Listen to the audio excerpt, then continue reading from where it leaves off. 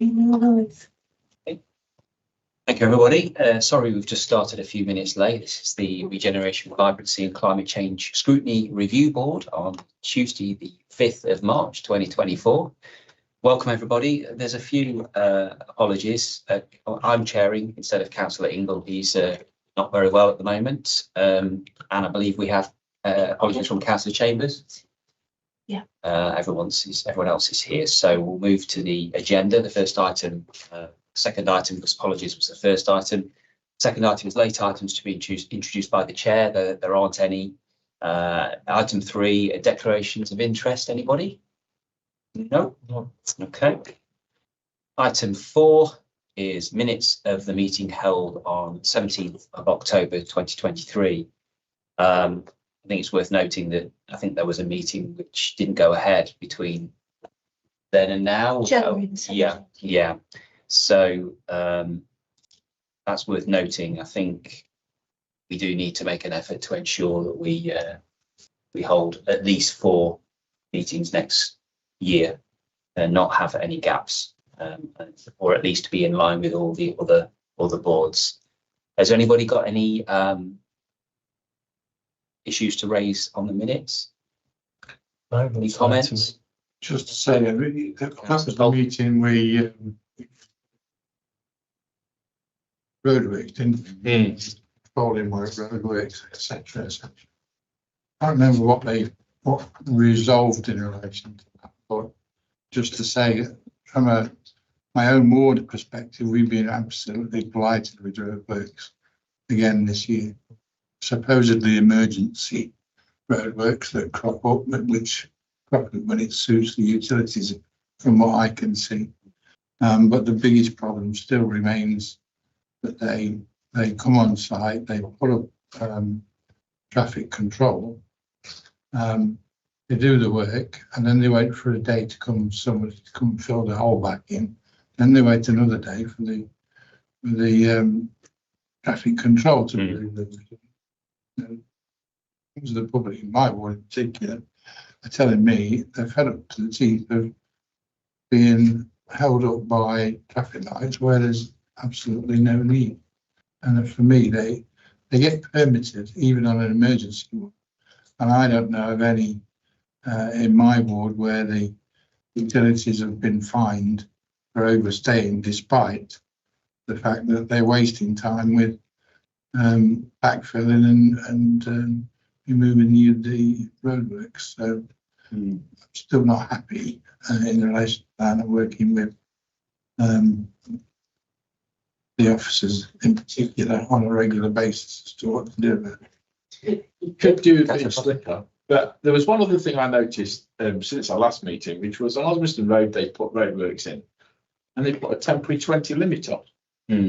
I've not seen that anywhere else before. I know they talked about it just round the corner when they were doing the works, but I didn't really see that. Is that where's that come from? Do you know? We got any feedback on? I mean, speed limiting roadworks like that? I think, well, it depends whether it was direct. We'd have to ask our officers, but it depends whether it was directly related to the roadworks or whether it was some kind of trial. Was there any notices to say? It was just roadworks, 20-mile-an-hour limit. It was on a main road. There was loads of space. I mean, way more space than normal. I've just never seen anything like it. Right. And I did actually put an email into officers, and I've not had a reply. Completely ignored. So not happy with that. All right.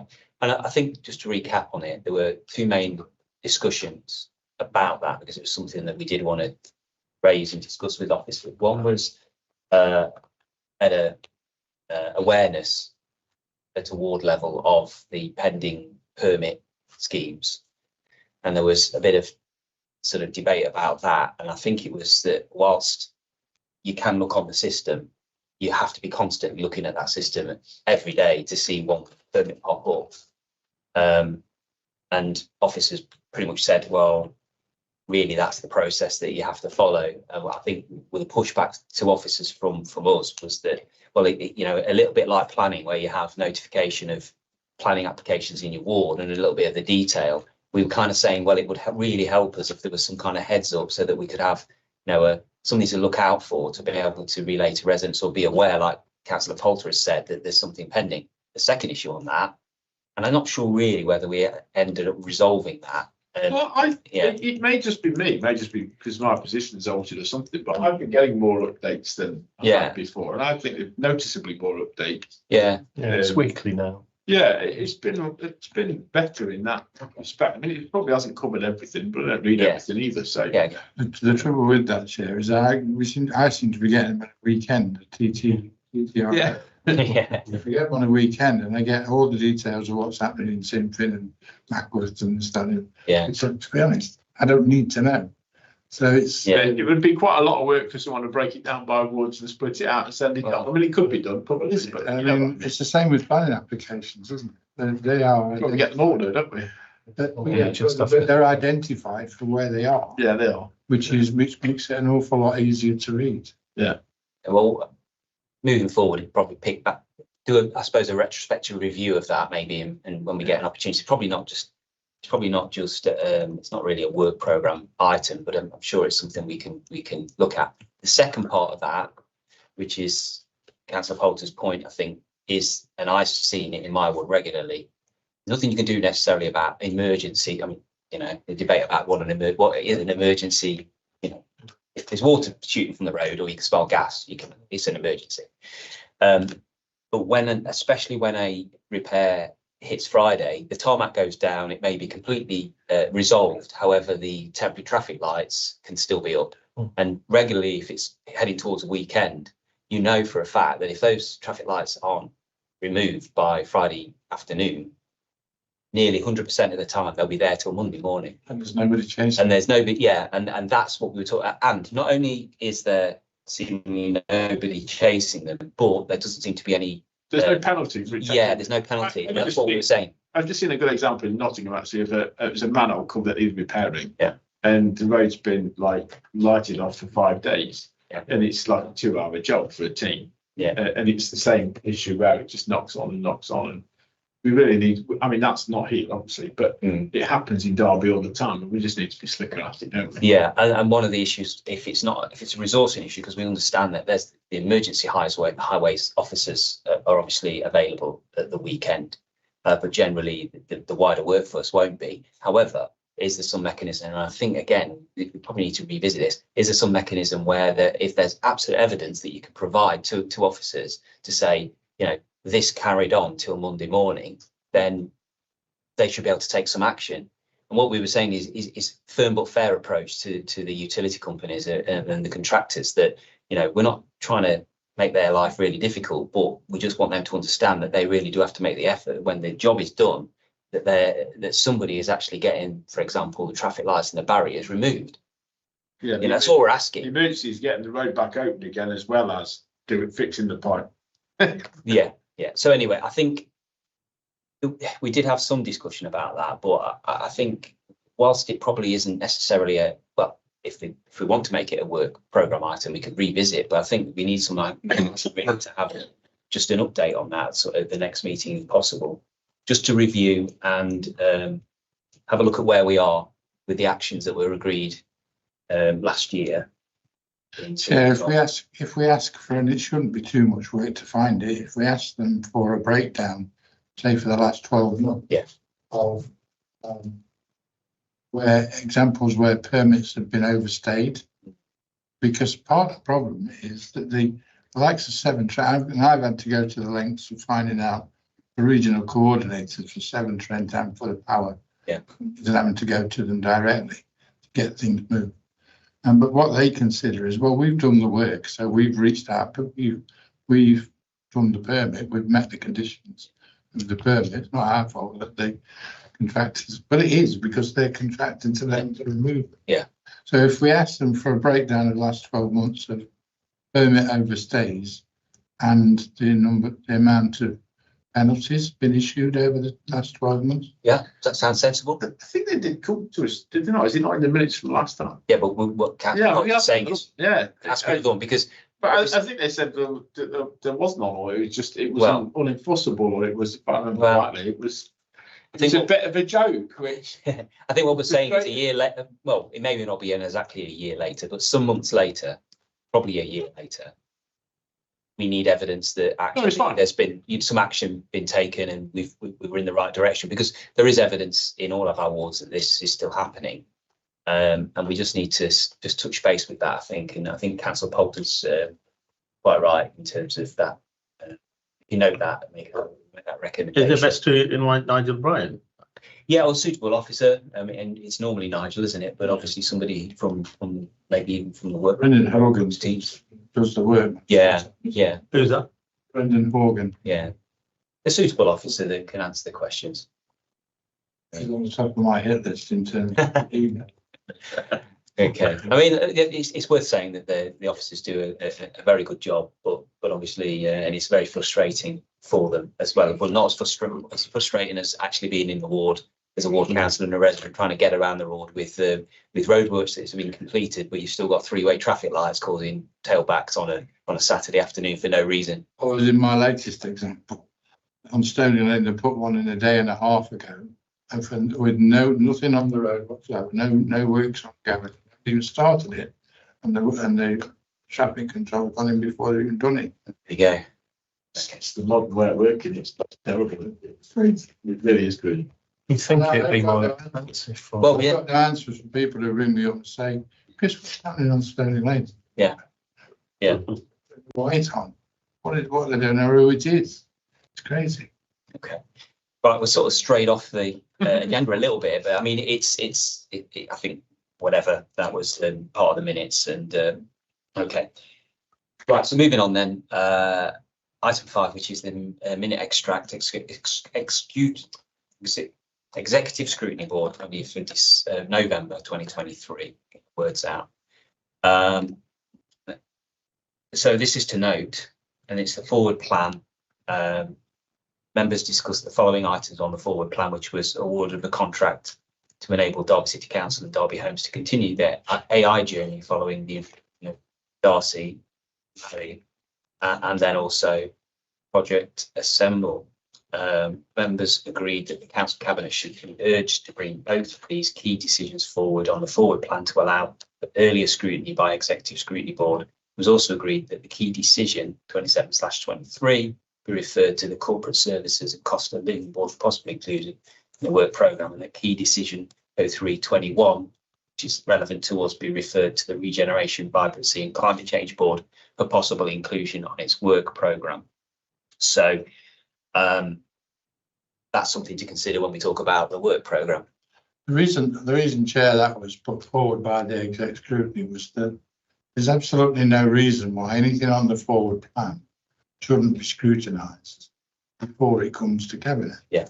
Cabinet might be still considering, they might be still considering reports put to Cabinet. But if you don't do it before that point, there's no point in scrutiny, because it's just going to be taken. So on those two particular ones, we raised it with a view to doing some scrutiny on those issues before they actually come to Cabinet. And it's not like, because the one that's referred to here is, I think, is Project Assemble. I mean, that is 10 years in the making, or effectively, or whatever. And all we know is that there's been a recent change in direction in terms of the government money being put towards the Guildhall rather than a new theatre, which is fine, and that's the decision of Cabinet. How they're going to think they're going to do it, but at the same time, that takes the potential action in terms of the assembly rooms away. It just puts it back on the back burner. And I would suggest that this board, in terms of Jen, needs to be asking officers and Cabinet what the plans are in relation to the assembly rooms. Yeah. We did that 6 months ago. We asked for it to come here, didn't we? Mm. And actually, it's really disappointing. I'm actually really frustrated with this, because 6 months ago we asked for it to come here. Since then, we've not even met. And then when we do turn up, it's not here. And the best we get, sorry to interrupt him, but the best we get is 2 paragraphs from Catherine saying, I can't tell you anything. It's not acceptable, because actually, legally, the point of scrutiny is very important. And our right of scrutiny is very important. And we're being fobbed off again. And I know that there are things happening and things have happened on the Assembly Rooms project, which I have asked questions about, and have been ignored, and I haven't got any answers. And we are being fobbed off. And decisions have been made, things have been brought forward, contracts have been signed, money's been spent, and we don't know what's happened. And that's not acceptable. If money's being spent, we need to be able to scrutinise it, and we can scrutinise it by law, regardless of whether it was a cabinet decision or whether it's an officer decision. So we've asked for an update. 6 months later, we've got nothing. And we can scrutinise anything this council does legally, and we need to start doing it because we're not doing it. But while officers delay and put this off, it's not acceptable.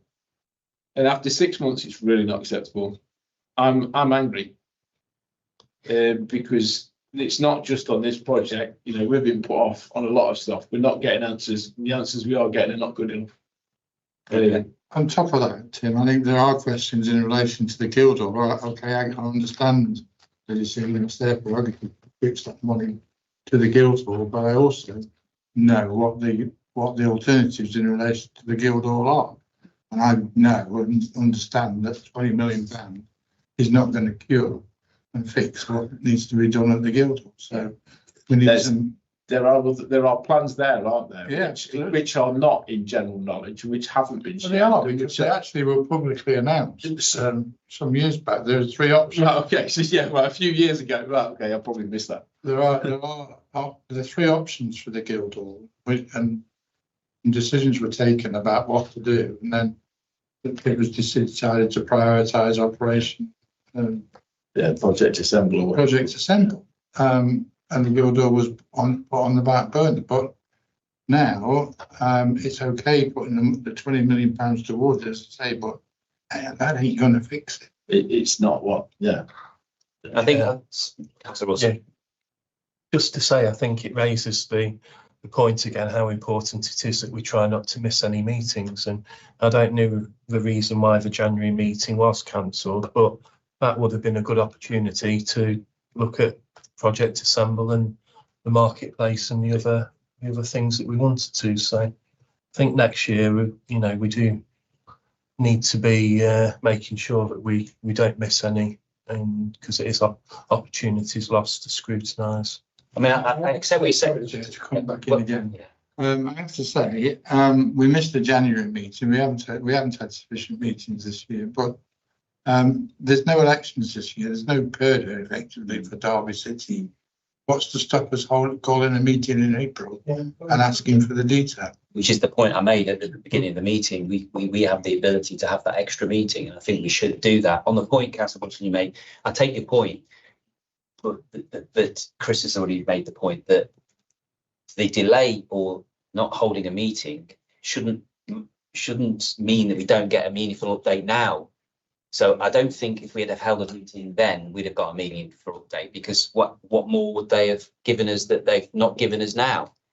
So I think the point is that we all know information about the project, and none of it seems to be forthcoming in a formal update now when it should do.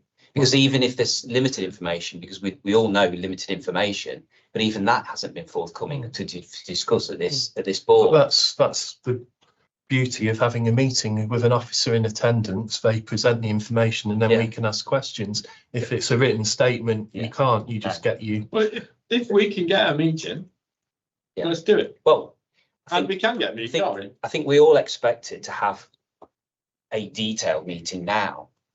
It is very disappointing that we haven't got one now on what was our highest priority issue in terms of the work programme, and it's the highest priority, but we've had the least information. So that's got to change. So I suppose, are we saying that we're going to seek a meeting as soon as possible and ask officers for a detailed update for Project Assemble? Is that, Councillor? Yeah, no. Why was the January one cancelled? I don't know. Anybody? I don't know. The chair's not here. They cancelled it, citing that there was not enough on the agenda. To be, Yeah. I understand, wasn't it? Project December was on the agenda for the January meeting, but there was no. There was no report. But this is the There's thing, nothing. this is my point, it wouldn't have, I'm not saying I agree that we should have had that meeting. I'm not the chair, I'm the deputy chair, so I can't tell you exactly what that decision was made, but if we'd have had that meeting, we still would not have had an update of any meaningful information, probably wouldn't even had an officer here. Now, why is that? Because we know that there's work going on. There's got to be work going on, because if there hasn't been any update or any work going on, then that's even worse, because we haven't moved any further forward on a really important regeneration project. So you call me cynical, but everybody understands how it sits, what the problems are. But because there's problems doesn't mean to say that it can't be addressed, that it shouldn't be discussed. Yeah. So it needs to be brought. Let's move forward and then arrange a meeting for Okay. April. Yeah, even if it's a single agenda item. Doing these things in secret as well is not except the council's, it has a habit of doing everything right in secret and then just coming out the last second. And it doesn't work very well. It's not the best way of doing things.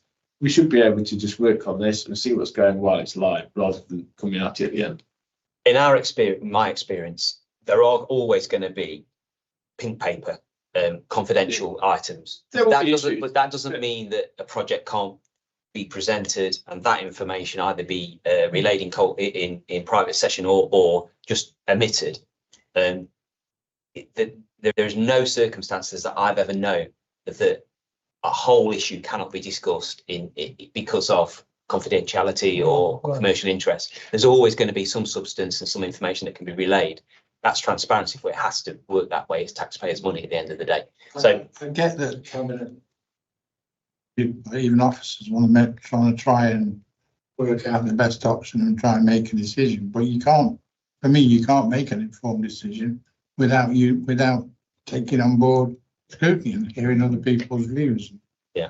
So it's absolutely essential we call a meeting. yeah, okay. I think we've had our say on that one, Yeah. and I think that what we're saying is that there's an opportunity there to have an additional meeting, and we should do that as soon as possible in the new municipal year.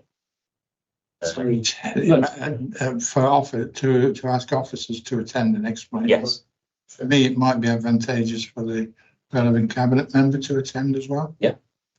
a relevant cabinet member or members, because it may stray over more than one portfolio, and relevant officers. And this municipal year, Yeah, if this it's possible. Well, okay, yeah. So this municipal year, what we've got left of it, or early in the next. The concern being, I don't think it will, but if the constitution change goes on, then this board won't exist and merge into something else. To be discussed. Yeah, it needs to be this year. Okay. So can we say this municipal year, not next, based on the fact that things may change? Well, there's the opportunity to get a meaningful update on what was our highest priority in the work programme. We are going to discuss the work programme, so we've kind of like jumped forward a little bit. Okay, so that's item 5. So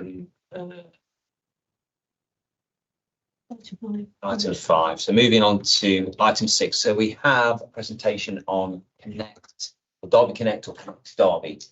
Which way round is it? Connect Derby or Connect Derby. Connect Derby. On the agenda, it's the wrong way round. Sorry. That's all right, no problem. Have you got the mood of the meeting there?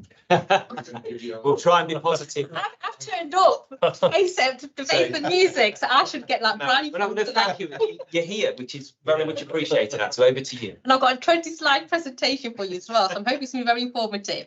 Okay, so what I've done in the presentation, because I know there's people here who've probably not been involved in Connect before, and I know Martin, Matt and Chris know about it. So I thought I'd give a bit of an overview so people understand it, and then talk about the implications of COVID and remote work and how it's impacting on the office market, give you some statistics around that, and then you can ask me any questions. Yep. So why is this not going? Oh, what's happened here? It's probably not. If you go back into it again, Okay, so it does that sometimes. And it's just okay. Oh, it's Sorry, everybody. Do you want me That's to right. adjourn? Yes, let me just. Shall I adjourn the meeting? Yeah, we'll just adjourn for a couple of minutes just to get this slide sorted. I've had it set for ages when I first came.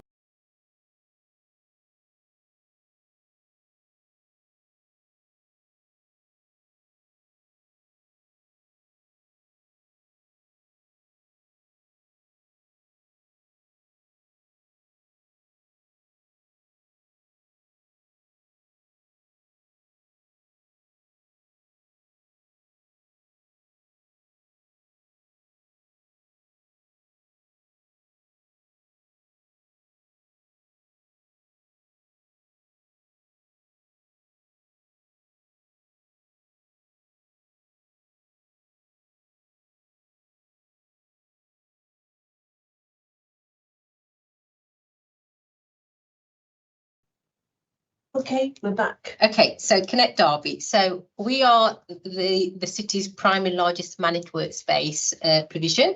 We've got over 100,000 square feet of lettable office space and workshop space spread across the city in 7 business centres. Our model looks something like this, where we try to focus on specific sectors in the buildings, and that's down to the type of external funding we got at the time. So we've got a lot of ERDF in them. So we have 2 buildings dedicated to creating digital businesses, which is Sadlerbridge Studios and Frygate Studios. We then have 3 centres that focus on professional businesses, so sort of like the accountants, your solicitors and training providers, and that's King's Chambers, Marble Hall and Riverside Chambers. We had the iHub, which was initially for the plane, trains and automobiles, but that's now been converted into a nuclear skills academy. And then we've got the Shop Tower, which was meant to be our entry-level building for like hot desking, but that was given to the community hub as part of the COVID stuff about centralising them in the city centre. So that's kind of like pipeline, how things work. And if businesses kind of outgrow us, then they have to move elsewhere into the city centre or Pride Park or Smart Park or other properties in Derby. So we do a survey every year and we ask all of our businesses, why do you choose Connect Derby? What attracts you to us? 90%. So we normally get an 88% response rate of all of our tenants. 90% choose it because of the location of where the buildings are. 54%, so they can choose several options. And the top 3 are location, the quality of the office accommodation, and then flexible, easy in, easy out terms. So what we do is we fall in the flex market with the flexible packages that we do. Other reason they come to us is access to meeting rooms and on-site cafes, the IT network we've got, and then the opportunity to collaborate. So they're like the top 6 reasons why businesses choose to come to us based on the offer we've got within Connect. So the council plan priorities that we contribute towards is city of growth, vibrant city and working smarter. So the work that we do helps strengthen existing business bases within the city centre, foster an environment for citywide business growth, collaborate with local business support providers, support priority city centre projects. So we've done some work on Market Hall. We've been asked to feed into the other kind of developments that are happening, that are coming out the grounds of Project Assemble, whatever they're going to do into that. Historically, it was the Cathedral Green project. So we do feed in there in terms of employment side activity. And we operate commercially to meet demand. So Connect runs on the rents and service charges from the private businesses, and our aim is to sustain ourselves from that. I mean, the results we try to achieve is attract new businesses for job growth and new job in the city centre, support their growth, offer them high quality workspaces, increase the number of businesses that are coming into the city centre, diversify the business landscape. So obviously this is why we've got digital and creative business and professional, so all a mix of it. And then hopefully develop using market intelligence of what the businesses want and develop our packages around that to help generate more income. So they're kind of like priorities we contribute towards. Our business plan objectives for this year and probably next year is develop our business model with the evolving needs of local enterprises. So I'll talk a little bit about how we've changed from going to traditional offices to these very flexible hybrid type models and packages we're offering. Enhance the workspace infrastructure and services to attract, retain and support businesses. So at the minute, what we haven't done is all of the network, the IT network and infrastructure has all been updated because it's about 10 years old. License and softwares that have expired or old, so the IT team are updating it. So we always try to stay ahead of stuff, of all technology and stuff like that. We are always developing and implementing a fresh revenue strategy to increase our earning potential. So because we don't get a base budget as such, and we have to kind of cover salaries and overheads from the rent, so we're always looking at new ways of generating income. We then collaborate with business support providers for their growth. So we were linking with D2N2, the university, the chamber, etc. We look at what kind of like business support activities they're offering business, and then we'll promote that and we'll refer our businesses to that support.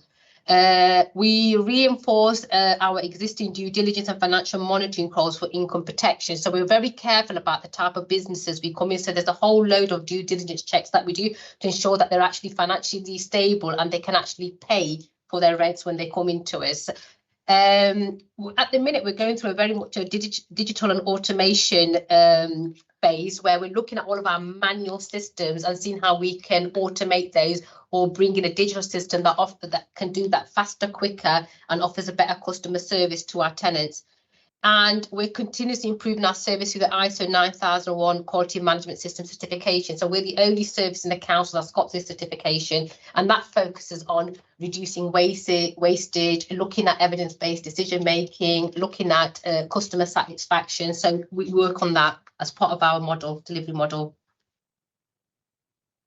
Strategic decisions. So what's happened in the past is we've been very crucial in facilitating strategic decisions for broader council priorities. This is where a space within Connect Derby has been allocated to different types of services at zero rent or reduced rent, so we could support that service or help achieve a broader council priority. So we helped Electric Daisy when they first started out. We helped with Marketing Derby, Nuclear MLC, the University of Derby, Bamboo, which was all contributing to City of Growth outcomes. We've helped with Resilient City, which is the YMCA, Little Angels and the police.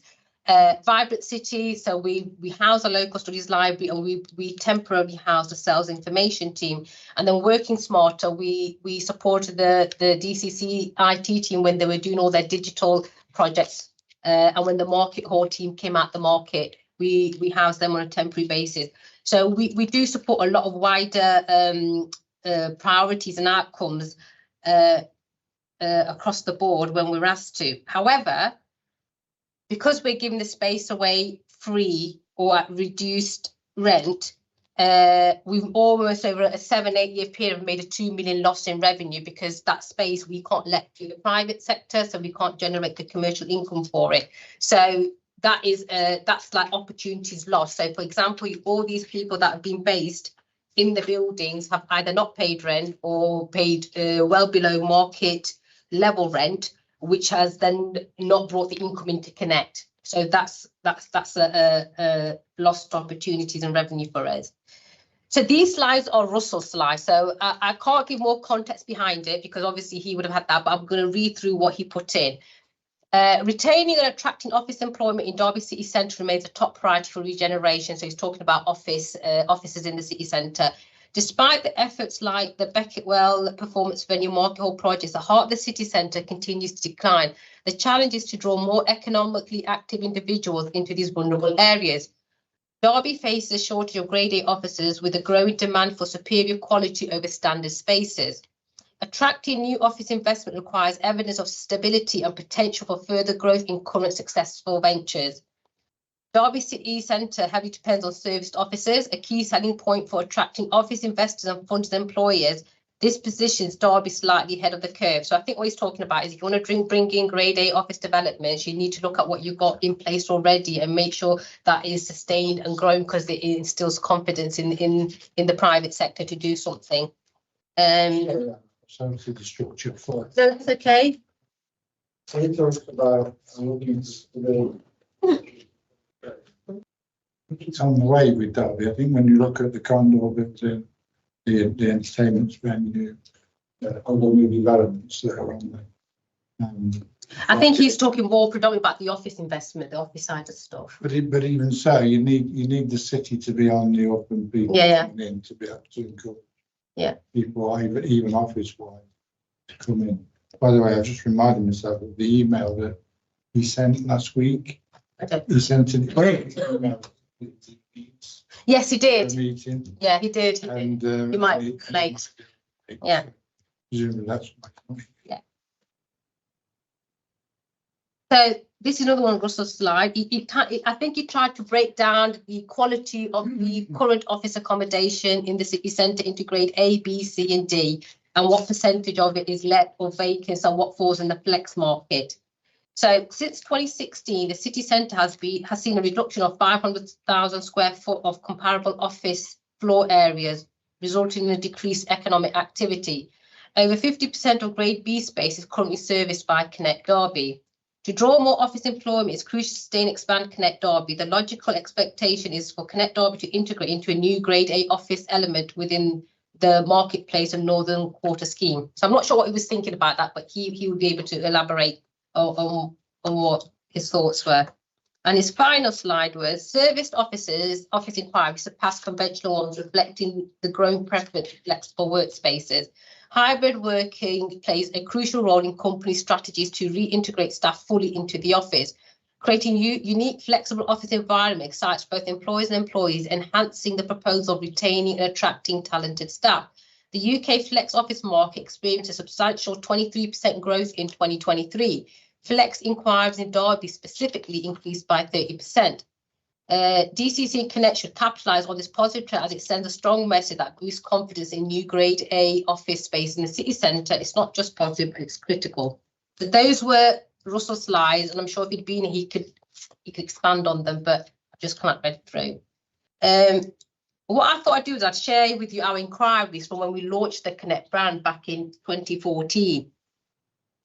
And as you can see, we were doing really well when we first started off, but when the Brexit vote came in 16-17, our inquiries started to decline. And a lot of the reason behind that was business didn't know where they stood with Europe, or what kind of legislative requirements or regulatory requirements or employment stuff would impact on their business. So we saw a bit of a decline in our inquiries, and people were just being a little bit more cautious. I can remember we had quite a few people who were looking to expand and grow, but their head companies were in Europe, their funding was coming from another company in Europe. So because they didn't know, everything was kind of like pulled. And we kind of saw a decline for 2 years.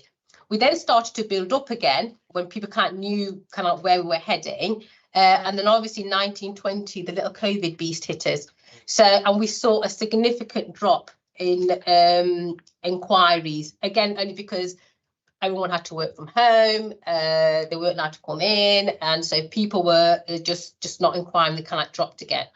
Obviously in 2022-23, we've got the cost of living crisis, but as Russell said, we've seen we've almost doubled our inquiries from last year coming through in terms of flexible spaces, short-term leases, just looking a bit differently about how they can use some of the packages that we're delivering. So we've seen a bit of an increase in that. I've then done like a snapshot of our overall occupancy as it was on the 31st of March at the end of each financial year. And you can see, even though we kind of dropped in inquiries around about 2020 onwards, our occupancy levels didn't drop in the same way. And I think a lot of that was at the time the council took decisions where we weren't charging rents, we were trying to get businesses through it. So we managed to sustain them. And as part of the role that we played during COVID was a lot of my team are transferred to the economic growth team. So we were helping to process and expedite grants going out to business to help them survive. So we've seen a bit of a drop, but slowly this year our occupancy slowly started to build up again.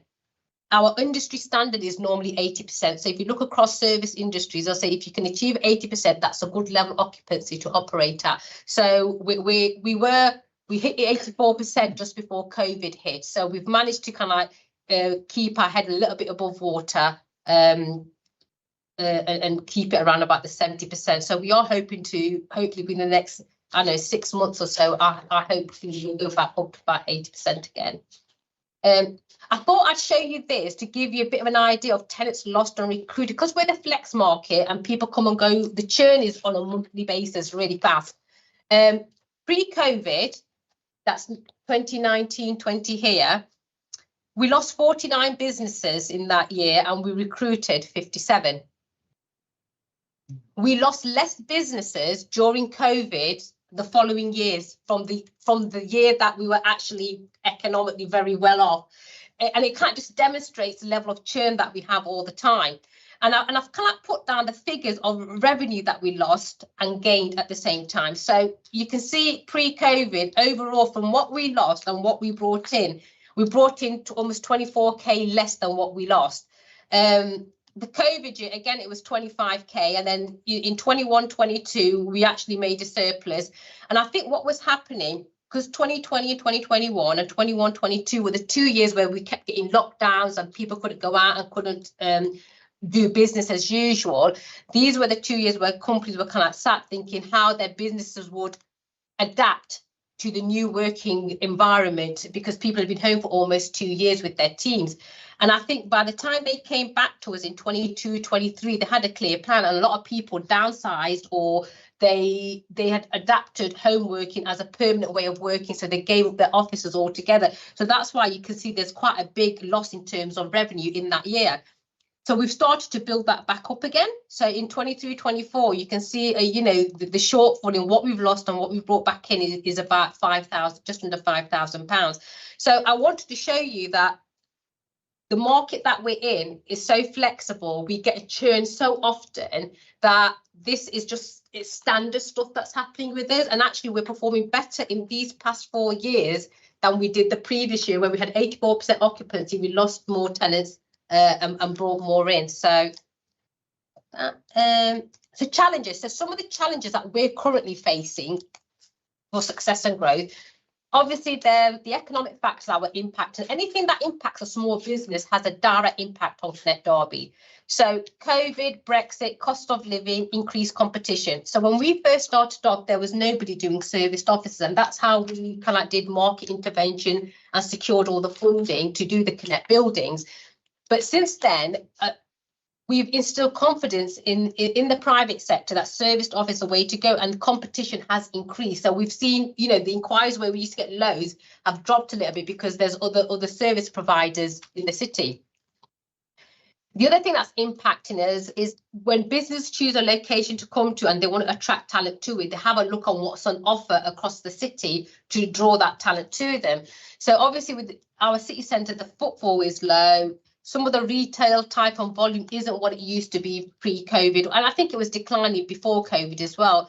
There's reduced culture and events. And then there's also this OCO relocation options which we've had to privatise. So we're working with the OCO team about getting people out of down the banks near the river into some of the Connect portfolio. So stuff that's happening in the city centre dynamics is impacting on businesses choosing the city centre as a location and trying to attract talent to it. So like Chris just said, the performance venues coming in line, we're trying to do different things and getting the cultural activities going, which then helps feed into the office environment, and then that helps attract businesses into the city centre.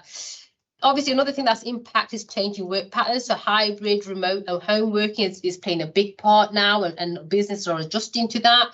Some of the operational challenges we had is when we did the Nuclear Skills Academy. So Connect led on rehousing all the tenants and moving them out. And we also led on the market hall decant when we got all the tenants out up to the Eagle Market.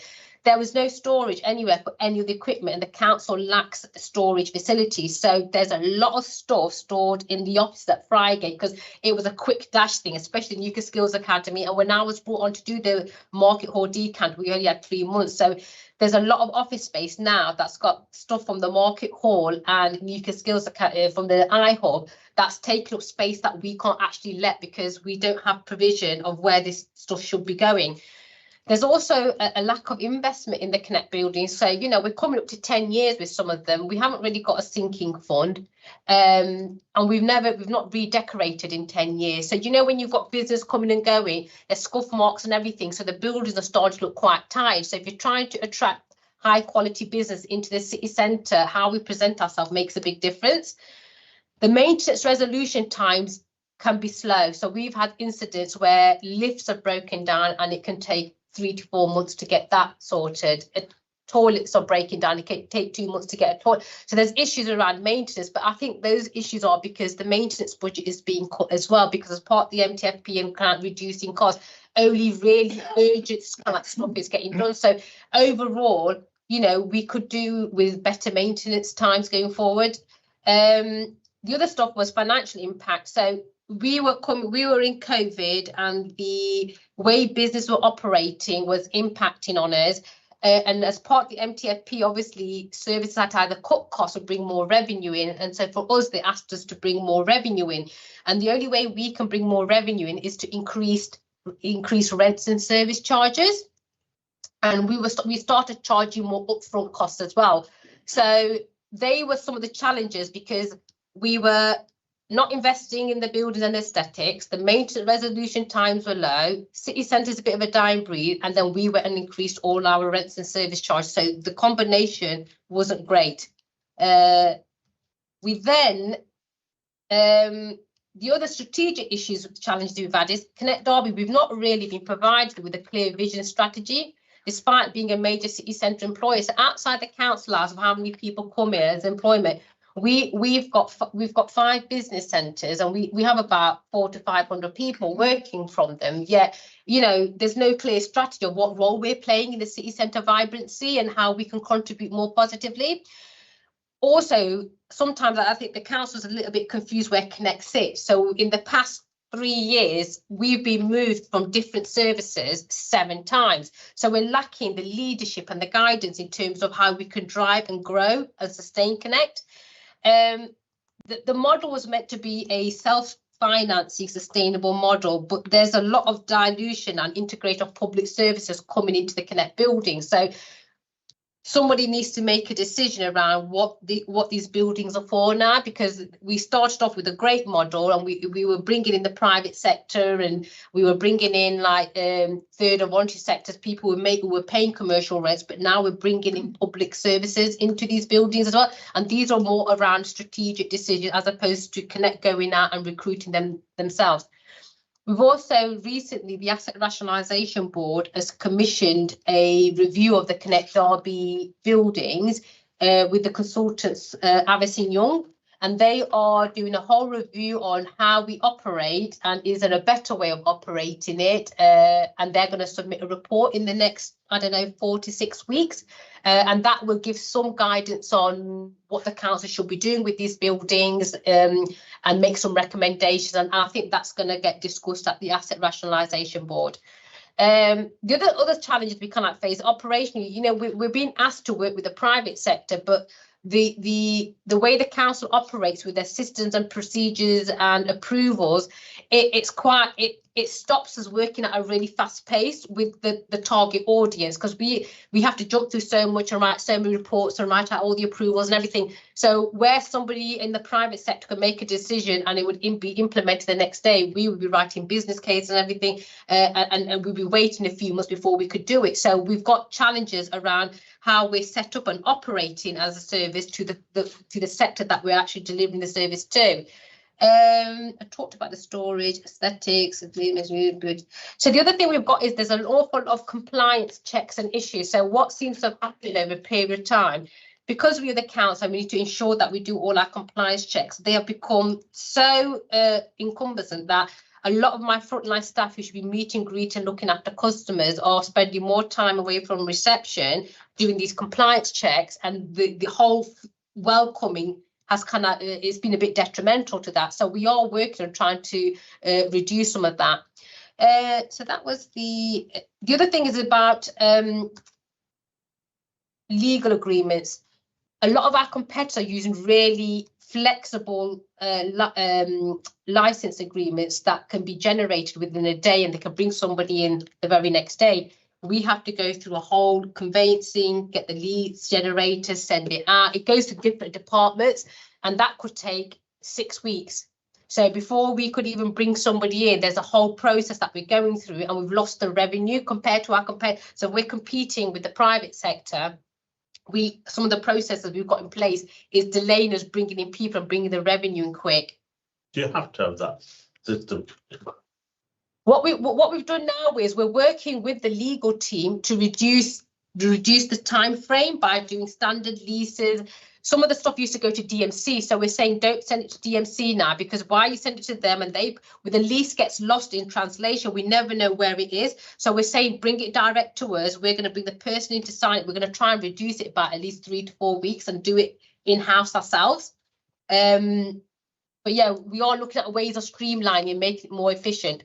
So some of the solutions to the challenges I've just mentioned, we've introduced some new packages. Obviously, people still want traditional offices, but they want more flexible working arrangements. So we've launched a hybrid package, which is those companies who only want to come in 2 days a week and only want to pay for 2 days a week, but they want a dedicated office. We've developed a package, an agreement and a pricing schedule around that. We've also launched the daily pay-as-you-go office. So a lot of people have decided we're going to work full-time from home, but the team needs to get together once every 3 months. We need an office to work from and we can catch up. So we've got a daily pay-as-you-go office that they can just pay for online and turn up on the day, work away and walk away from us after that. We've done a daily desk thing. So some people want to just come in where they've got an office, but if they have an overflow on certain times where they've got extra people coming, they can purchase just a desk in the same building for them to work from. And we've also introduced meeting room bundles. So I think a lot of organisations where they're working remotely and they want to do meetings together, we've launched these really cost-effective bundles to really start people using them again. And we did a bit of a financial thing today because of COVID, we weren't making a lot of money on the meeting rooms, because we did used to make, when we had the IHUB, around about 30,000 a year. That has dropped to about 5,000 after we lost the iHub and because people weren't using meeting rooms. But once we've introduced these bundles, we've already doubled the revenue up to over £10,000. And we've only just launched this now, and we've still got to do a lot more marketing and do more offers to bring people in to use it. We are looking at shifting from the lease to a license for increased flexibility. So we are working with the legal team on that. One of the things we did was, when they asked us to bring more revenue in, because we're in the flex market and businesses like the flexible terms, to ensure we brought the revenue in to hit the MTFP target, we were actually increasing their tied-in period, which they didn't like. So, but that was the only way I could hit the revenue target, because they would have to pay that amount before they could leave. So we're removing the tied-in period. So we're going back to the original flexible terms again, and we've seen an improvement. We're launching stuff like Connect Compare. These are all marketing tools that we're launching, where businesses have just got more tools to do a proper shop around. But the tools that we have developed demonstrates that we are better value, more competitive priced than our competitors, and actually it's to draw them to us. We're streamlining all these compliance checks, so my staff can spend more time on reception, talking to customers, engaging with them, giving them that whole holistic customer experience, and that will involve a bit of a staffing restructure.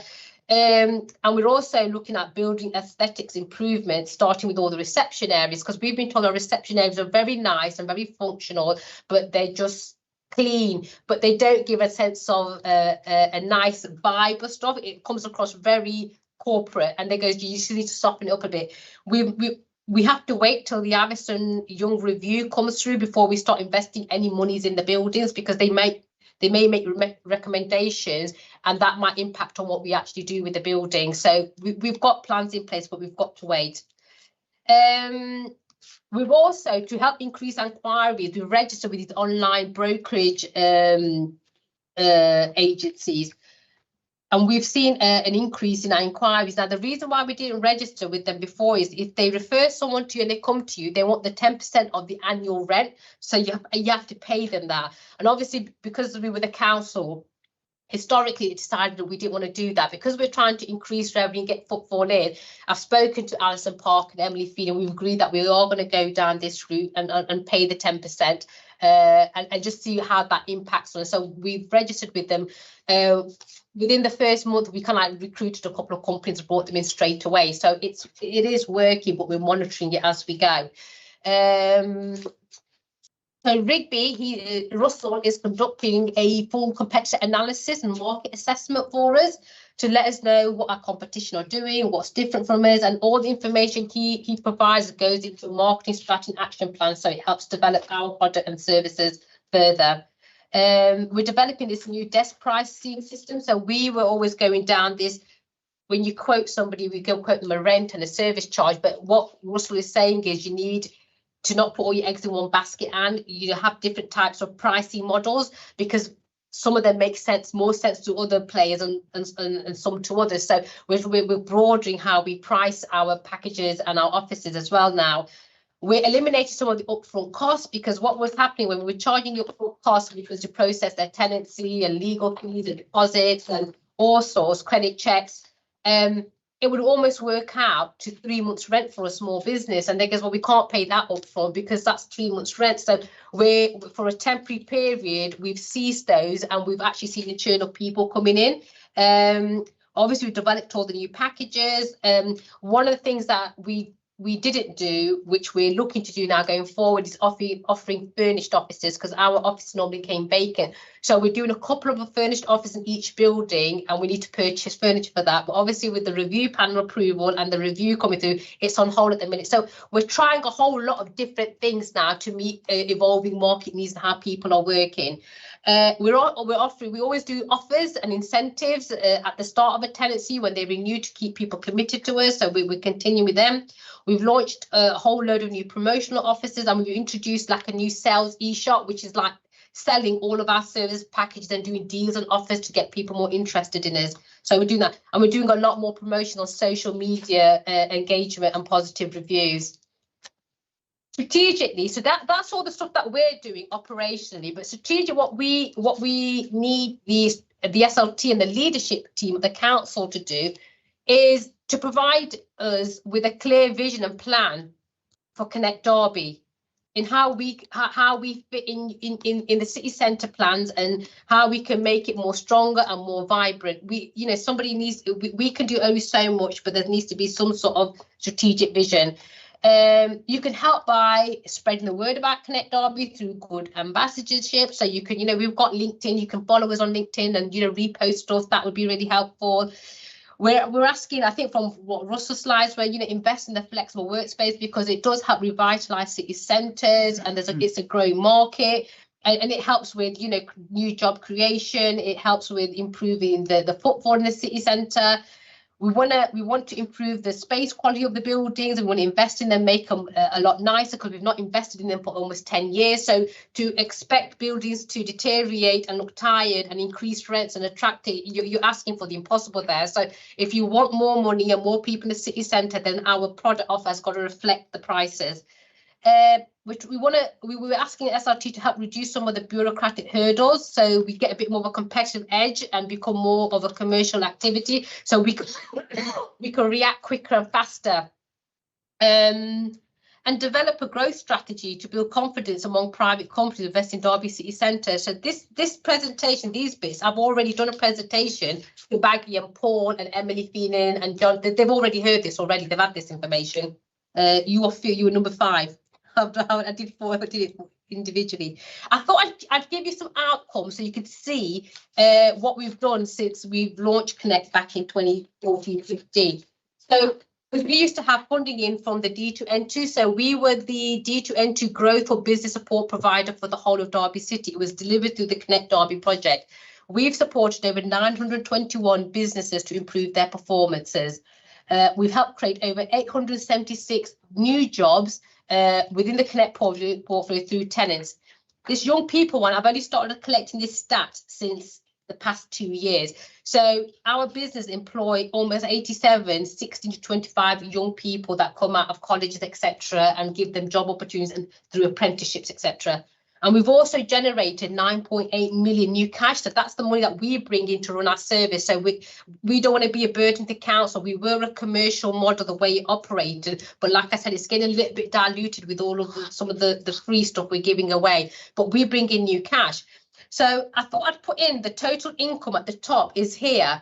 What we've generated over the years and how much the councils actually put in, because there was like a base budget or they made a decision, so they made a little bit of a contribution towards us. I've also put in the type, how many jobs we've created, how many business we supported, and what it costs from us. So if you look at the economic growth team or Regeneration, when you put in for funding, they normally invest about £10,000 to create one job. Well, based on the figures that of how many jobs we've created, business we supported, as of last year, every time, you know, there was £300 spent, a business was supported in their sustainability and growth if they were with Connect Derby. Every time you spent 170 quid, a new job was created within Connect Derby. So a really good value in terms of job creation and business sustainability. What's the reason for the really high figure this year compared with previous years? This 321. So when we were moving the businesses out of the iHub to relocate elsewhere, we had to fund their move, and it was quite expensive. Rolls-Royce actually funded 100% of the move, but all the two other partners, which was City Council and the University of Derby, agreed to pay 1/3 towards those moving costs. So 103,000 of this 321 is a repayment back to Rolls-Royce of the City Council's contribution towards relocating those businesses. So that 321, a third of it for this year, next, and the following year, for 3 years in a row, is to repay back Rolls-Royce our contribution towards a relocation of the engineering and manufacturing workshop tenants. And a part of it is also because, you know, the utility costs have all gone up. So all of the buildings were given an extra budget. I think we've got an extra £80,000 to help with the utility cost increases as well. But that is also limited. So these are one-offs for a short period of time, and then the money's going to drop again. It's time restricted. So, yeah. Customer feedback slide, I think was the last one. There it is. Obviously, why is it not showing? You want to? Yes. So what we do is every year we do a tenant survey. We ask our customers what they think of us, where they think we've met whether we've met their expectations or not. We ask them to rate us on our performance. So we're doing the tenant survey now, and it's not going to be complete till end of March, so I won't get the results till April, but we do an annual review, so you'll see the new results in the annual review. But last year we got an 88% response rate across all of our portfolio on our tenant survey, of which 85% said we met and exceeded expectations on the support we give them and how we perform for them. 83% we met and exceeded the expectation of clean, safe and secure buildings to work in. 80% said that we met and exceeded expectation on the IT network and the internet and Wi-Fi infrastructure support we provide them. And 91% said we met and exceeded the expectation in terms of the ongoing regular communication that we give them. So we get really good feedback from our customers on the support that we give them. And that was my last slide, and it's now questions and answers.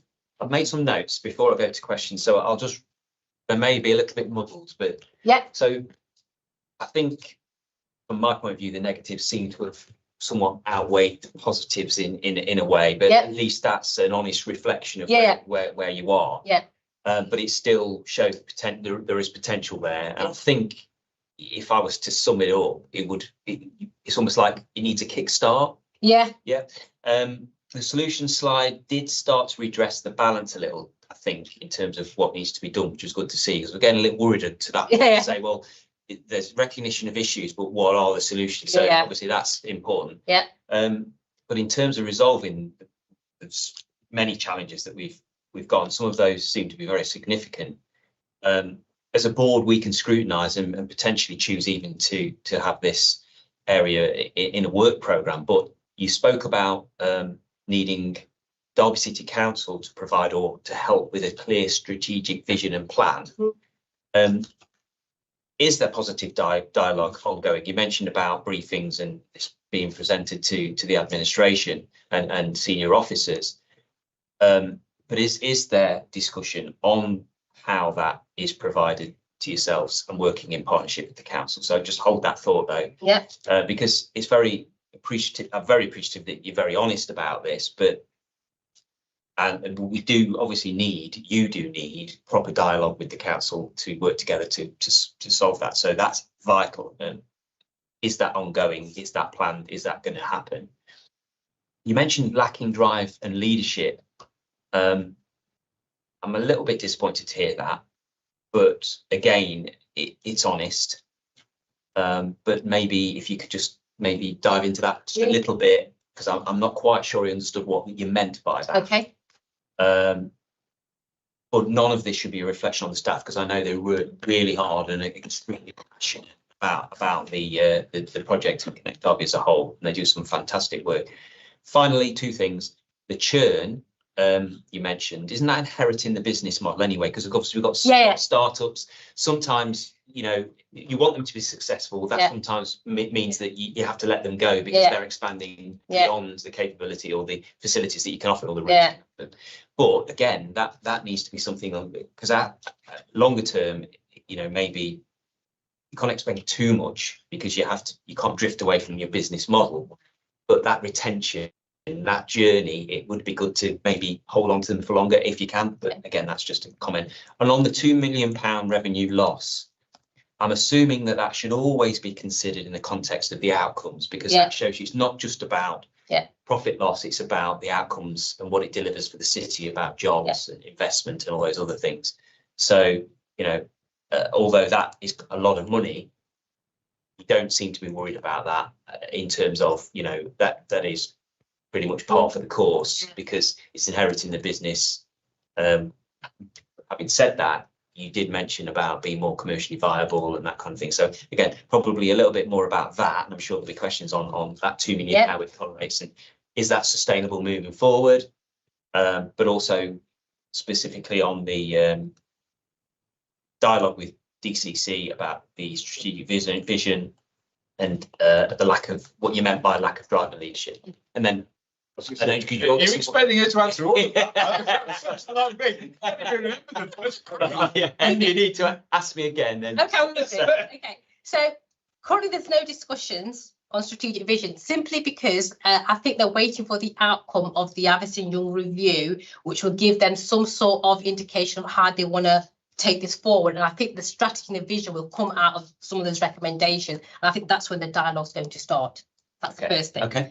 The leadership and direction is basically, we're not a separate legal entity, we're part of the council. So I have been moved 7 times so I don't have a proper line. So on average, every 6 months I've got a new line manager. So that's what I'm trying to say is, if we're trying to get a strategy revision, or we're trying to grow this and deal with some of these frustrating challenges, if I keep moving to different people, I'm taking those issues to the next place, trying to get them, before I can get them resolved, I've been moved again. Now, a lot of that was during, you know, it was during COVID. There was just different challenges the city was facing. So I kind of got moved around a little bit. So I'm now sat within the estates team. So I'm not sure what's going to happen, because this review may come out and say, maybe this needs to be public or private, so maybe something different comes out. But if there's no consistent person that I'm reporting to for a significant period of time, and we can't develop the business model or address some of the challenges, and they carry on getting prolonged. That's what I was trying to say a little bit, is that you need to find us, to put us somewhere, and then just keep us there, and then it makes it more efficient in resolving and actually the issues and moving and driving the project forward. So that's what I meant with that one. Okay. In terms of Councillor Poulter, if we could just come in. I know a little bit more about Connect and Mode than maybe some, and I get your frustration. The same frustrations as you've been voicing for quite a long time. Yeah. I think if Russell was here, he'd be saying part of the problem is that what you're doing is not normal council business. Yeah. It's virtually a commercial business. It needs to be run as a commercial business. So but it doesn't fit with anything. We're suggesting you might be improving the services next time. where you set the market. But I get the frustrations, and I'm a bit frustrated. I thought this presentation was just for us, but if Baggy and Paul have heard it, what was their reaction? What are they saying about your call for strategic leadership and direction? Because it needs to, that's what it needs. It needs a commercial. It's strangely, I'm not really a fan of it, but it's the sort of thing that would sit better at an arm's length organisation or a non-profit or an affiliated group, rather than within the council, because it's the council that is screwing it up. holding it back. So what is the strategic leadership saying? They didn't say anything at that meeting. Baggy just said some of the operational challenges you need to get along with it and do it, and it's not that easy because some of it requires financial investment, and obviously we've got all non-essential spend is on hold, so we couldn't do anything. So, but there was nothing. I think the whole thing is coming through the asset rationalisation board with the review, and that's where it's going to start from. So at the minute they've not said. The answer to that, sorry for me to interrupt, for me is that if there's a strategic vision, if there's a plan, if you can say what you would do, how you would do it, and what your income might be, then that's how you get investment. Yeah. And I think the probably best source of investment, because you talked about the growth fund that I was going to raise, enterprise growth fund and things like that, which has been a big bonus, a big benefit for Connect, because we've been able to put these companies in touch with where grant funding lies and get them kick-started. And that's the advantage. You might not be a fan to, but this is where the advantage is. No, I totally get it. We can invest in them going forward. So if you can put that together, and I would suggest the best source of funding going forward is going to be through the East Midlands Combined Authority, through the elected mayor, because he's going to hold these funds for business support and business regeneration skills, etc. And I think you and the council, through the council, should be bidding into the funds at the very first opportunity, which will be soon after May, after the election, because this is exactly where that funding that the elected mayor is going to be holding, and we'll be calling for applications for the funding. And I think all you've got there, all the evidence you've got in relation to the cost of the jobs, what's the actual cost for creating jobs, and all that stuff is the stuff that you need to put in for a bid for combined authority funding. Yeah. I've got one or two other points when we get around to it. Okay, So generated some interest from Councillor Wilson in a second. So it was just one last thing, wasn't it? The revenue loss and how why you made that slide was huge. It looked like 2 billion with two extra zeros on the end. It's revenue loss though, but not loss, wasn't it? No. This is my point. Yeah. Because what the public may think, blimey, £2 million loss. Could you just give context to that? Okay. So over the years, the space that's been occupied by these other organisations or services that are doing broader, wider council priorities were based within Connect Derby building. So because our model is meant to be a commercial model to generate income from itself, we were unable to generate that income, which is absolutely fine because it was delivering wider council projects, and these were strategic decisions taken. So, but had the council gone with their commercial model, you wouldn't get free space anywhere, and you wouldn't get subsidised service charge. You'd have to pay for wherever you were going to base your business from.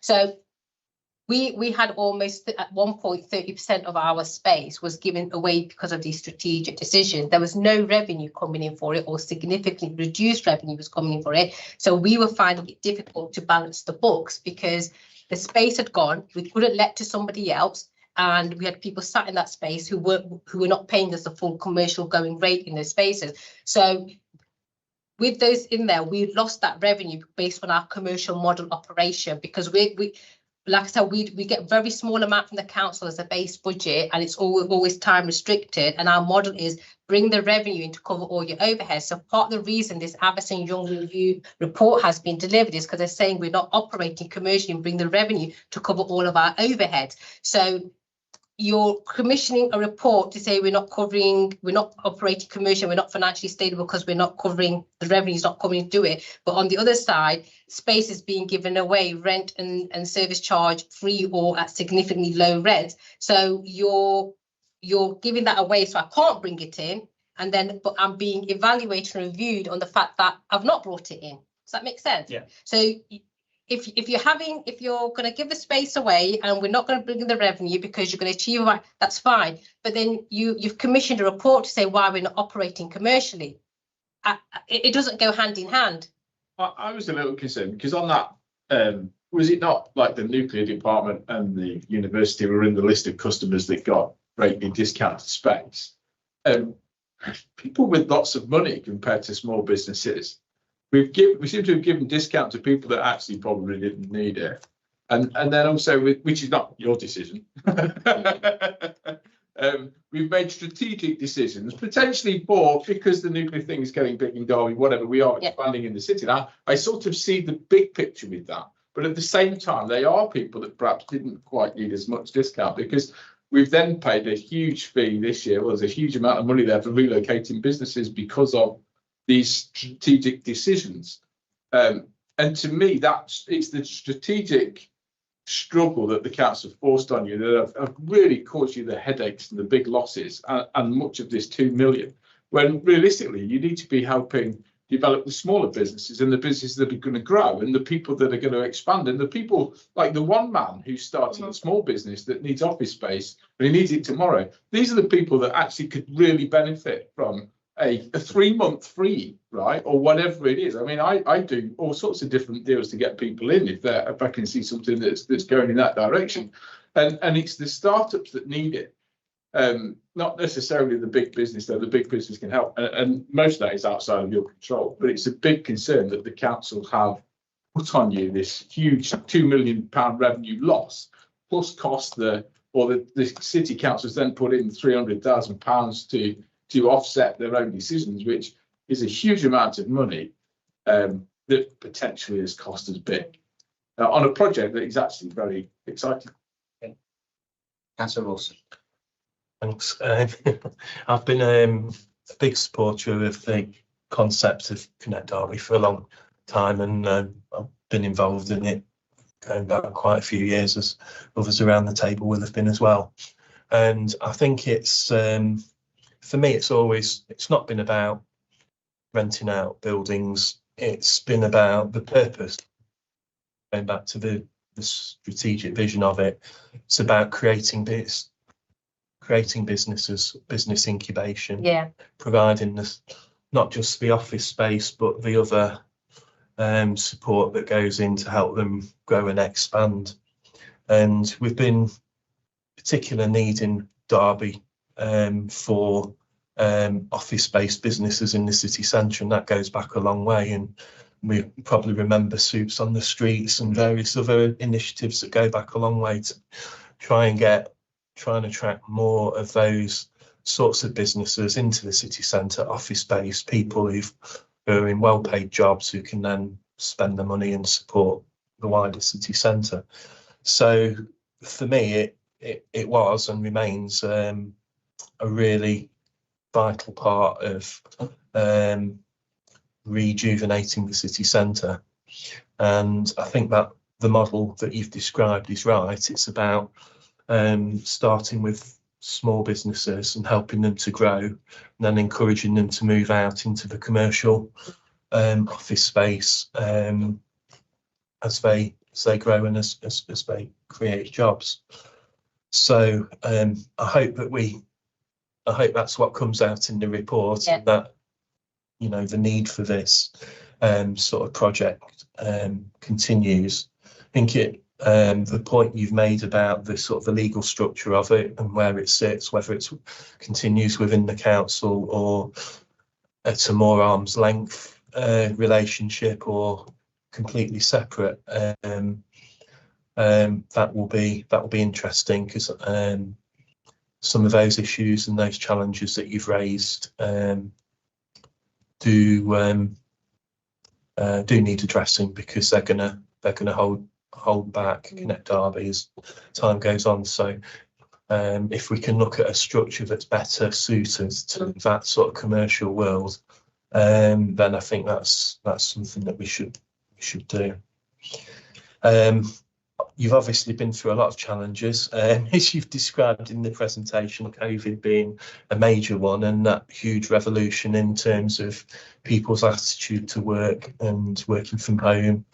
And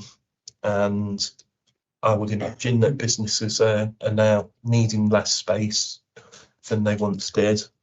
But it seems that this sort of move to offering really ultra flexible terms is the right response to that, because when somebody walks through your doors, it's, from what you said, it sounds as if you're going to be able to meet their needs, whatever they're sort of asking for, which is sort of, you know, really quite dynamic and meeting the needs of business. So that will ultimately, if you're able to meet the needs, what they're asking for, then it's going to make Connect Derby a success. Just comment, I think also what we're saying and what you're saying here is there are barriers to being that flexible because of the bureaucracy, and actually I get why there's a need to do due diligence and be careful about who you take on, particularly when you invest in grants and this, that, and the other, because I think the due diligence pays off. Because is it fair to say that there's not many that we take on that go bust and walk away? And no, there isn't. No, because there is a danger there, and so there's a fine balance between due diligence and being flexible and taking them on the next day, sort of thing. I get that. I get the need for that balance, but it's not helping your cause, as there are other things that are taking time and getting in the way. I mean, flexi space is the way forward. If you're not providing a flexi space with a desk for them to come and use for 2 days a week, you need that investment in the space. Plus, you need to air out the stuff from the market hall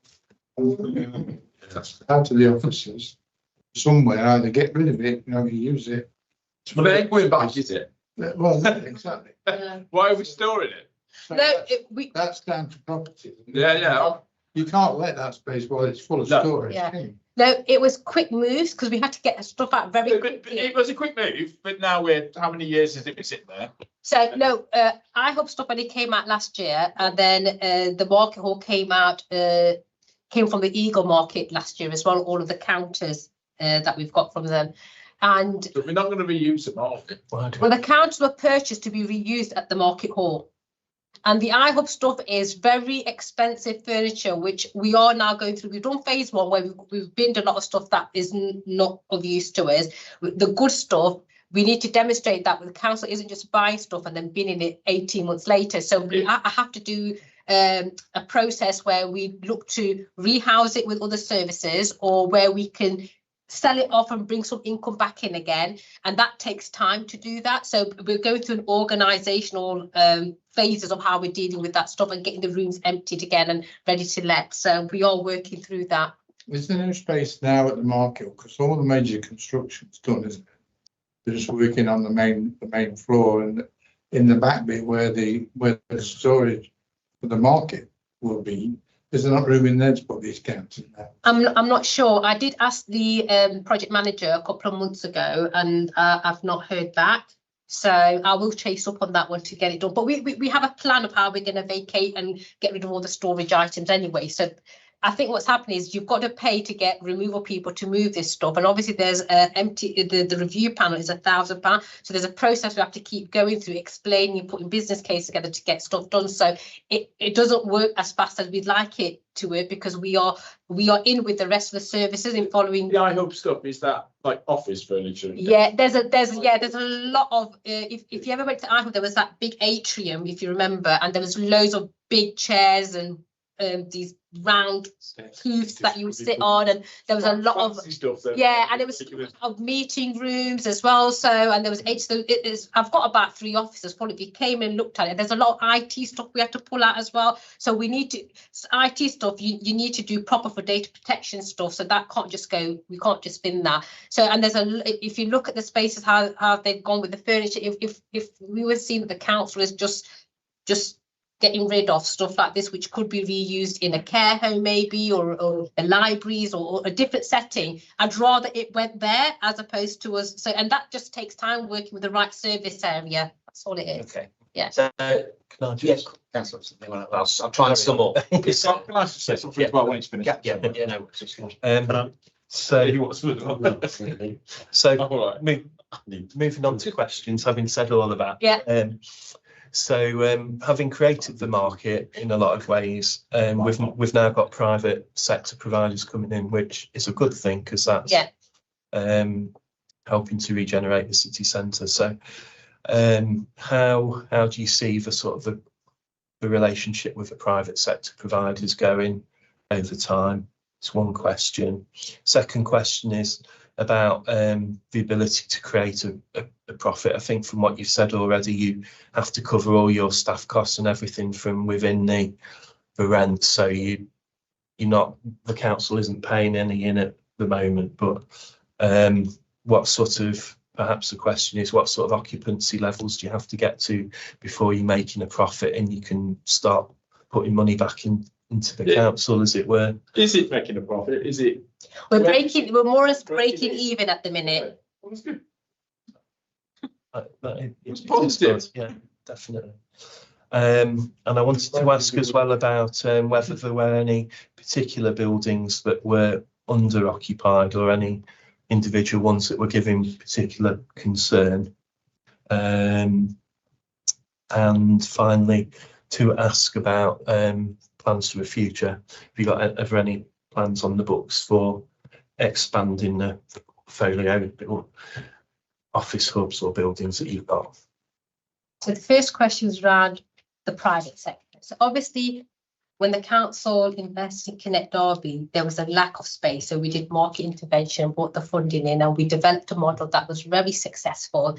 And when the private sector saw it, they created a version of Connect, and it's at different levels of qualities of pricing and all the rest of it. So we've got about another 11, 12 providers with a lot smaller buildings with different types of offerings in them. So there's more choice for businesses within the city based on what their budgets are. So I see it as we've saturated the market. We should be moving on to doing something else now because we've succeeded in what we set out to do with the private sector. We've instilled the confidence. Great. So what's the next step for Connect going forward? So one of the things we were talking for when Greg Jennings was still here back in 2019 was that we should be developing grow on space in the city centre so that when these businesses outgrow Connect or other smaller providers, they've got something bigger to move into. So for us, I think the next phase is grow on space for people to grow into or to attract the bigger businesses who then bring their supply chain in, which might go into the smaller offices. So that is, I think, the route of where we should be heading going forward. What was the other question, Martin? You asked on your the level of occupancy that you need to make a profit back. So we need to make 80% to break even and make a profit. We're at 74% at the minute. So of that space, so to give you an idea, the current space that's occupied by strategic decisions, we're losing £234,000 a year. So if I was getting that paid, I'd be putting that back into the council because I've already broken even, and that would be surplus on top, which would go back in again. So normally our model is based on 80% occupancy, we break even and we bring some revenue in. We brought in last year an extra £27,000, but that was taken into account that we had space taken that we were not bringing rent in for or bringing significantly reduced rent in. So we covered all of that as well as bringing a little bit back in again. So it's going to be 80%, but everyone has to be paying on the commercial model rate. And at the minute, of the 75%, not everybody's paying on the commercial rate for us. So that's where we'd have to be. And finally, future developments. Is there anything on the cards, or is that waiting until? Well, that's for this review to come out. So that would decide what they want to do with us going forward. But like I think what Russell said is we need to be one of the key players in developing any sort of office complexes or provisions that are coming out of the performance venue or project assemble or anywhere else in the city. We should be playing a role within that. So it may be that if they develop something, we take a floor plate with the Connect branding because we're quite a strong and reputable brand. And then we take that on and use it as grow on space or deliver our flexible packages from. So I think that's the route going forward. But for some reason, I'm not really involved in those type of high level discussions. So I think once this report comes through, I think I'll be probably leading and driving with the property section of how we're going to take it forward. But I think we're all waiting on this report, to be honest. The report and the review you're talking about, Addison York. Yes. That's the one for the city centre as a whole. No, this is just specifically for Connect. All right. Okay. Because that's important, because you're not just city centre, right? Yeah. You've got Marble Hall. you've got properties elsewhere. So Did we get a copy of that? Pardon? Well, I think that's what I was going to try and sum up about where we're at, really. Yeah. So, Yeah, thanks, Sam. Yeah, that's thank you for that. You've given us so much Yeah, information. can I just briefly? Oh, yeah, okay. Just very quickly, Yeah. it's very refreshing to get such a frank review of something within the council, right? And the fact that you've come out with all your various problems and what's going on, to be very frank, very clear, and actually can be very encouraging. All right. The concern is that the commercial element of it is being completely hampered by the council. For instance, your maintenance problem, right? In a commercial setting, you can't not fix a toilet or not fix a lift for 3 months. It costs more in 3 months' time than just to get it fixed now.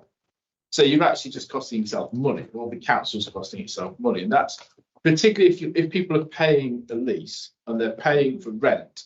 It can't not be fixed. It needs to be fixed now because they're paying for it and they're paying for a service, and they're not getting it if the council has put a freeze on you spending that money. That's actually a major concern to me, and such a thing can exist.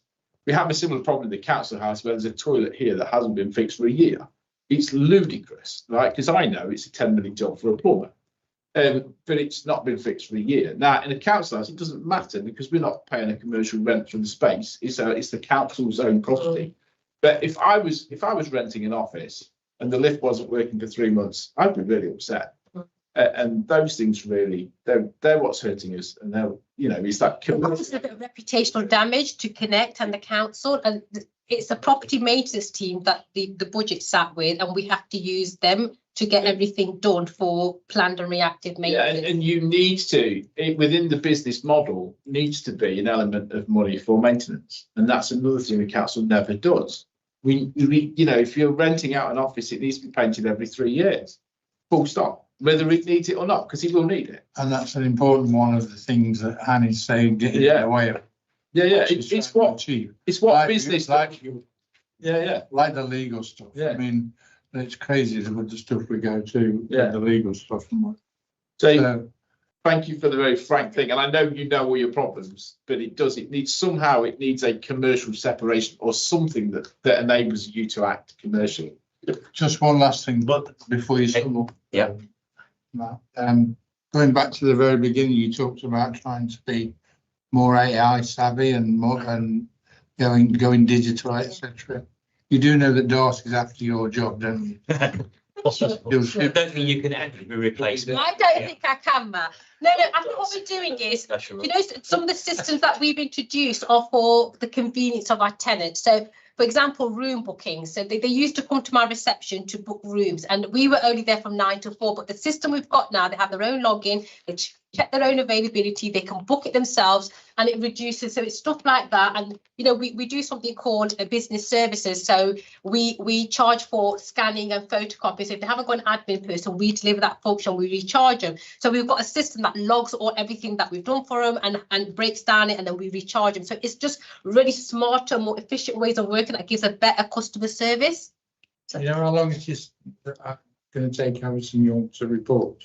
I think they're going to get a draft version to us within the next 2 to 3 weeks. Matt, would it make sense to ask to see that at this extra meeting? Yeah, so this is where I'm kind of summing up. So we've obviously been offered a really detailed overview and some really positive discussions, and questions have been honestly answered. But for us to properly scrutinise as board, I think there's 2 things we need, isn't it? We need to see the review as soon as possible. And we need to hear from the council in terms of strategic vision and plan.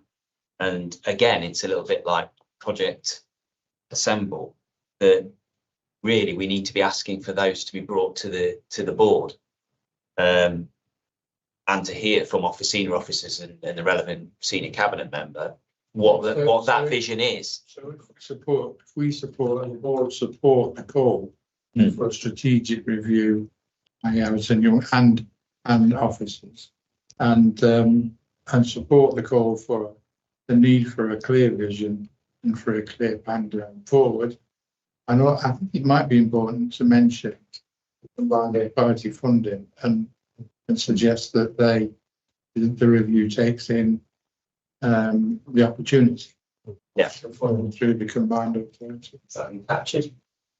Okay, if everyone's okay with Councillor Poulter's suggestion, and what we're asking for is that to be discussed with this board prior to the end of the municipal year, if possible. We're going to get an extra meeting in. Yeah. Before the end of the year. It's only 2 or 3 weeks away.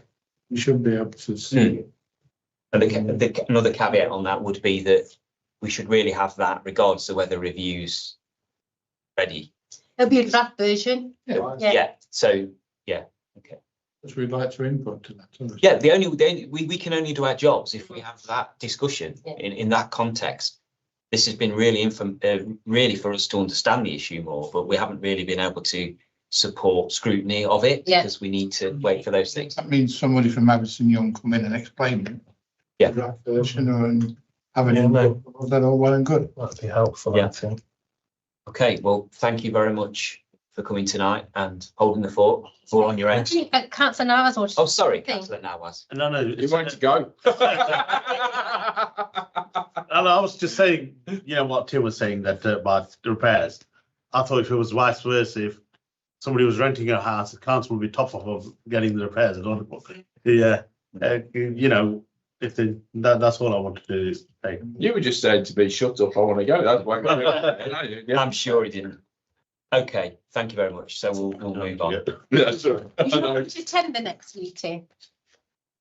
Yeah. If you want them, I don't mind. It's only because I'm on leave for Ramadan, you see, so I'll be fasting. So I'll book the whole month off. Well, But I will come especially if you need me to. I don't mind. yeah, absolutely. If we have after Easter holidays, it'll be all right.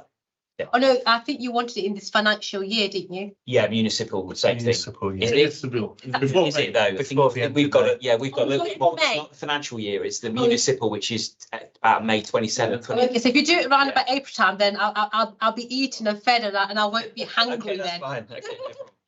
Okay, so Mention Electric Daisy. Do you know how's that going and what's happening with what's the name? What's the name? That Jamie Starkey, I think. Yes. Seems to have gone. It has. We helped them in the first year where they were given office space at Friday for a year. They left us and they took the site next door to Sandbridge Studios. And I saw something on social media. They were struggling with some of their running costs, and they did an appeal for some funds on GoFundMe. But I don't think they were able to generate enough to keep their activity going through the winter months. So they have been fairly quiet, and there's been no activity there. We did have the wind, so it blew off all their gates. So we had to kind of secure their site, get them to come in and secure their site. But I don't know. We don't have much to do with them now because they've not been around since before December. You just prompted because they were big, they were very noisy, very ambitious, but it seems to have gone quiet. Anyway, that's a side issue I can follow up. Okay. What was it called? Electric Daisy, Down to Earth. Down to. Down to Earth. And it's Jamie Quincy Starkey is the person.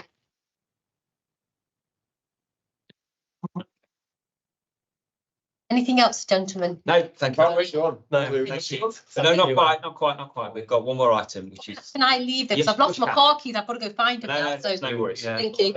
So just to navigate item 7, which is the work programme and topic review, I think we've agreed to retain Project Assemble.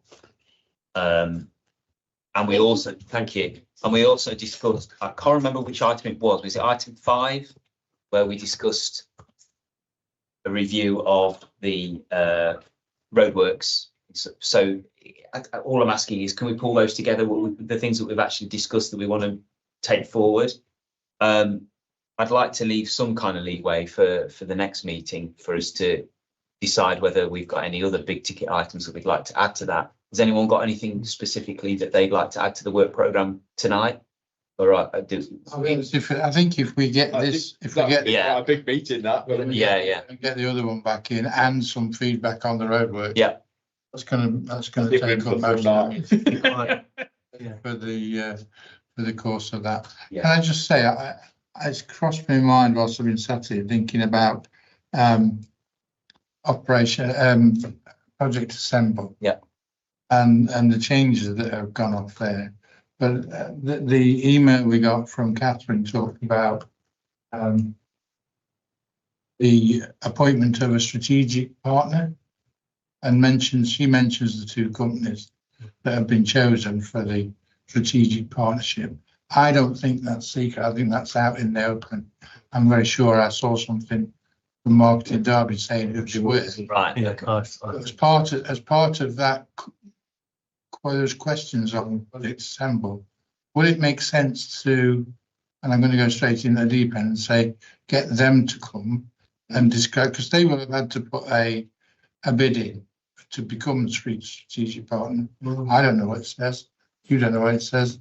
We don't know what it says yet. So if they came, explain their bid and explain where they are so far with what their line of thinking is, I think that would add to the scrutiny on Project Assemble. Are they solely based on the Project Assemble? I don't think they are they? I think they're much wider.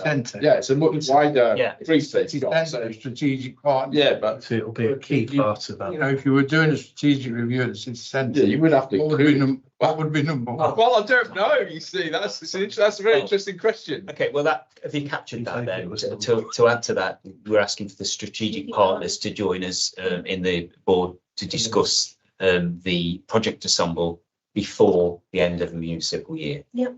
Okay. There may be, obviously, items that the chair wants to discuss in terms of that. That's why I wanted to leave that caveat. If there is anything else we wanted to add to it, we can do that next time. But again, Councillor Prosser's roadworks. Well, yeah, but Councillor Prosser's point about there is some uncertainty potentially about what scrutiny board may be responsible, whether it's be this format or something else. So there is going to be probably, well, there'll either be some changes or no changes, I think, whatever, but we need clarity on that. So it might be prudent to just leave that a little bit open. Okay, well, thank you very much for coming. That's the end of the meeting. Thank you. Thank you.